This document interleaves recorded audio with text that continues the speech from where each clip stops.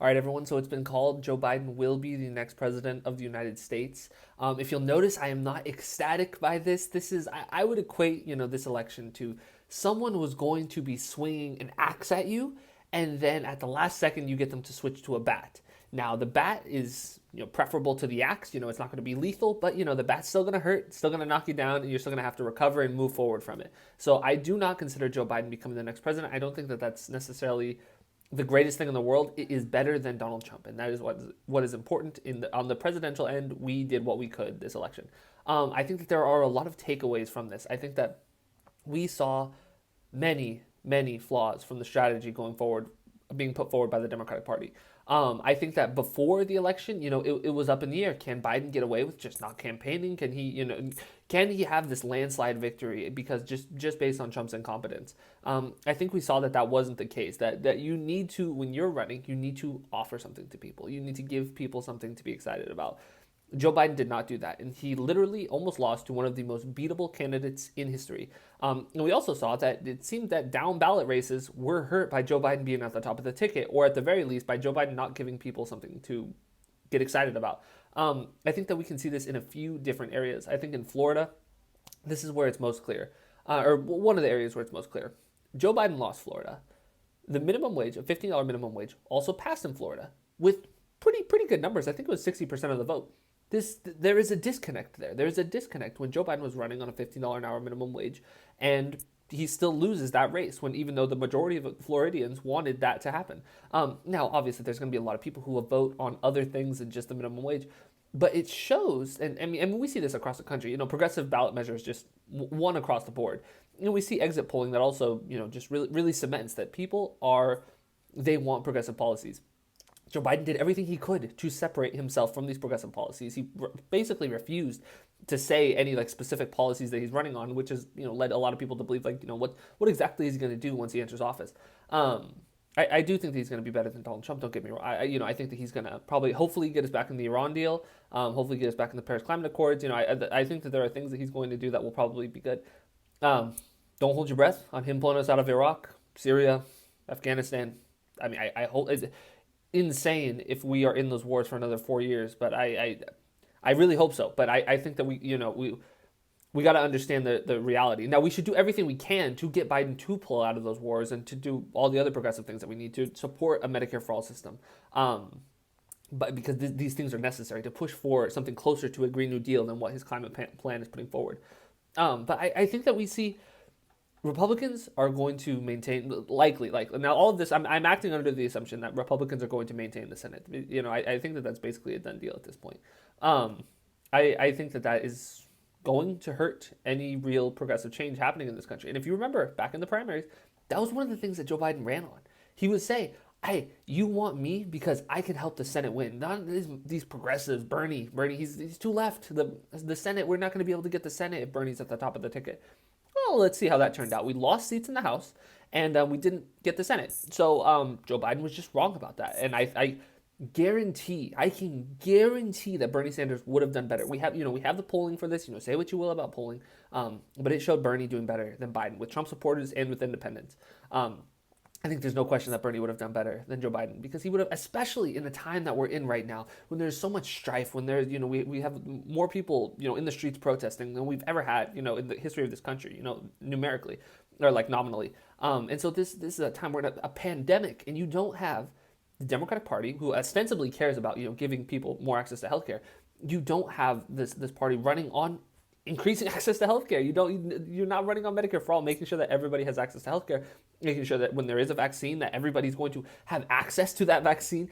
This is basic, no-brainer stuff. And Joe Biden was incapable of owning that. And you have Republicans already co-opting the lessons from this campaign as it was a victory. They're saying, well, we held the Senate, so it's actually a victory.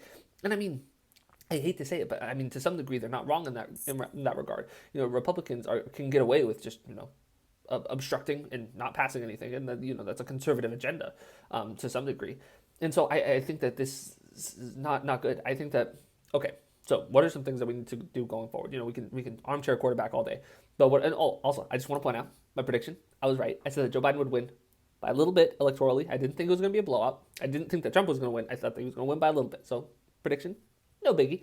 But regardless, I think that going forward, one, I think that we need a change of leadership in the House and the Senate. Chuck Schumer, Senate Minority Leader, get him out of there.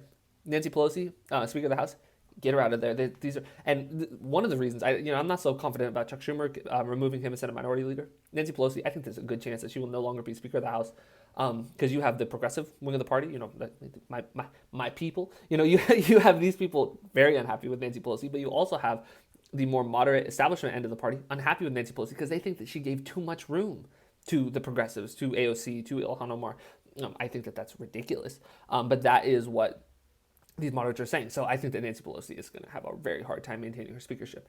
Chuck Schumer, it's a little, I don't know. I feel like a lot more of the blame will be put on Nancy Pelosi. Now, I do think that Chuck Schumer did not do enough in the Senate to, Nancy Pelosi's main thing was message bills. She wanted to send these message bills to the Senate. Where they pass stuff in the House and then the Senate will not vote on them as she knew, and she was like, okay, this will send a message to everyone where everyone will know about this. The problem is that she told everyone that there were message bills, and so everyone knew that she had no intention of actually passing them. So the media never covered them, which defeats the purpose of a message bill. And so it was so poorly run, and there was so much like the lack of solidarity when Nancy Pelosi is doing everything she can to distance herself from people like Ilhan Omar, from people like AOC, from just running away from the base of the party at every chance she could. This is insane. She had to be pulled for impeachment. That was something that wasn't going to happen for a while. The Green Dream is what she referred to the Green New Deal as. She doesn't support Medicare for all. This is what the base wants, and that's what separates the Democratic Party from the Republican Party, at least Trump specifically. He plays into what he feels like the base wants. He talks about these issues. Now, these aren't good issues, and I don't think that I'm not confident that the base is that Trump will do the things that his base thinks that he will, but he plays into those things. The Democrats run away from their base, and they do everything they can to appease moderate voters and appease Republicans that might switch over. And you saw that this is also one of the reasons why you see Democrats losing House seats, but you see Trump losing the race. So you see that there are some places where people just mathematically they had to have either not voted for Trump and then voted for Republicans, or voted for Biden and voted for Republicans. And that is because you've had this whole time where people like Nancy Pelosi are acting like Donald Trump is this rarity within the Republican Party. That the rest of the Republicans aren't like this. This is just Donald Trump. He's wrong. This is just him. This is a referendum on Donald Trump, not a referendum on the Republican Party. Then so people, if you're a voter, you're a Republican voter, you're like, well, I don't like Trump, but the rest of the Republicans are still good. I saw John Kasich speak at the Democratic National Convention. Colin Powell was there. Republicans are good. It's just not Donald Trump. Donald Trump represents what the Republican Party stands for. This seems pretty clear. This is the issue on the issues. There is no daylight between Donald Trump and a traditional Republican. Maybe some things, people will get me on, maybe a few issues that there's, but for the most part, there is no daylight between these people. But the Democrats, because they were so fixated on getting these moderate Republican voters, that they just abandoned everything else, and it almost cost them the election, and it did cost them winning the Senate, and it did cost them winning more seats in the House. And I think that we can also see that Joe Biden's ground game was just so abysmal. It was non-existent. One of the main reasons, and now this is, this more reporting will probably come out. One of the main reasons that that Joe Biden won both Minnesota and Michigan is because in Minnesota, Ilhan Omar, great ground game. In Michigan, Rashida Tlaib, great ground game. Those two progressives saved the day on Joe Biden's campaign in those two states. Now, those theoretically could be two very important states. I think that those are very important. Are progressives going to get, a thank you from the establishment about that? Are they going to say, well, we should listen to progressives going forward? No, that's not what's going to happen. That's never what's going to happen. These establishment Democrats, the only way you get them to come over to your side is if they have a threat of a primary. That is the 100. If they think that they're going to lose their seat, that's the number one way. Because the only reason why they would go against what their donors are saying is if they're worried that they're going to lose their seat. Because a whole lot of good your donors do you if you're not even going to be in Congress anymore. So the most important thing going forward, every single establishment Democrat should have a primary challenge. If you don't support Medicare for all, you don't support a Green New Deal, you don't support ending the wars, primary. You don't support getting money out of politics. That's just as Democrats. That's their one litmus test. Getting money out of politics. It's a good litmus test. They need a primary opponent ASAP. And luckily, Nancy Pelosi, she opened the door. She opened the door to primary opponents, because she said, oh well, we shouldn't primary sitting Democrats, until she endorsed Ed Markey's primary opponent, because Ed Markey was leaning more progressive. And so all bets are off on this now. When the midterms come, it is going to be. I hope that we have progressives winning. I want to be pragmatic. It's not going to happen across the board, but I mean, we saw the squad doubled in size. Marie Newman heading to Congress, Jamal Bowman heading to Congress, Cori Bush heading to Congress. Those are some big wins. There's the name escapes me. There's one more, but still, we saw progressives pick up seats. We saw Democrats overall lose seats. That means progressives proportionally have more power in the party now. And I like to see AOC slacking a little bit when it comes to solidarity with these other progressives. She didn't defend Ilhan Omar the way that I'd like. She didn't, support Cori Bush the way that I'd like. But I think that if AOC seems to have, she has learned that these established. I hope that they are not out to help. That Nancy Pelosi is not being principled when she says don't primary people. So this is the number one thing. The midterms, that's where we're focusing, because otherwise we got to worry. Joe Biden's president. You could see a Republican swing. You could see Republicans take the House. We don't want that. We want to take the Senate and we want to keep the House. So we need a huge. I'm going to keep you guys updated as these primary opponents come.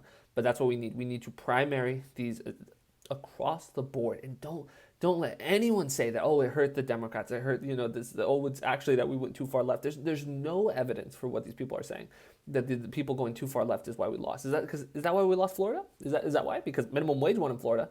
When people say that, ask them about Florida. Well, how is it that we went too far left? That's why we lost Florida. But raising the minimum wage to $15 an hour won in Florida. How is it that a new Fox News poll showed that 72% of Americans support government-run healthcare? Talk about unfavorable phrasing of that. They support a government run healthcare plan. 72% of Americans. How's that going to happen? Joe Biden didn't get 72% of the popular vote. There is a disconnect there, and it is because Joe Biden did not go far enough to the left. He did not give people something to be excited about. Overall, I think that this was not a complete loss. Not getting the Senate, not good. I'll talk about in videos going forward things that I think that Joe Biden could be doing. Without having the Senate, there are things that you can do through the executive that you don't need the Senate for. This is what Joe Biden should be focusing on, obviously. And so we'll talk about that. We'll talk about primary opponents. We'll be talking about all this. But anyway, I hope you guys enjoyed this video. If there's more information that comes out, I'll definitely make videos about it. Other than that, if you have anything you disagree with me on, any strategy that you think Democrats should implement going forward, please let me know in the comments. Other than that, I hope you guys have a great day. And yeah.